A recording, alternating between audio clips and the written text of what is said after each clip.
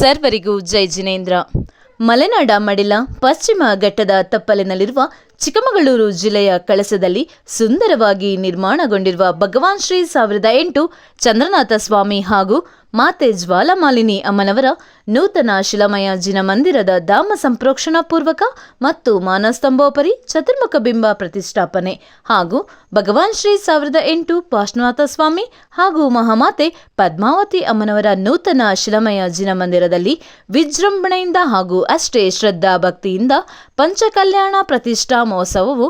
ಪರಮಪೂಜ್ಯ ಆಚಾರ್ಯ ಶ್ರೀ 108 ಗುಣಭದ್ರನಂದೀಜಿ ಮುನಿ ಮಹಾರಾಜರು ಮತ್ತು ಸತ್ಸಂಗ ಇವರ ಪಾವನ ಸಾನ್ನಿಧ್ಯದೊಂದಿಗೆ ಹಾಗೂ ಸ್ವಸ್ತಿ ಶ್ರೀ ಲಲಿತಾಕೀರ್ತಿ ಪಟ್ಟಾಚಾರ್ಯವರ್ಯ ಮಹಾಸ್ವಾಮೀಜಿಯವರು ಶ್ರೀ ಜೈನಮಠ ಕಾರ್ಕಳ ಇವರ ದಿವ್ಯ ಉಪಸ್ಥಿತಿ ಹಾಗೂ ಮಾರ್ಗದರ್ಶನದೊಂದಿಗೆ ನಾಡಿನ ಸಮಸ್ತ ಜೈನ ಮಠಗಳ ಪರಮಪೂಜ್ಯ ಭಟ್ಟಾರಕರವರ ಪಾವನ ಸಾನ್ನಿಧ್ಯದೊಂದಿಗೆ ದಿನಾಂಕ 18/5/2025 ರಿಂದ 22/5/2025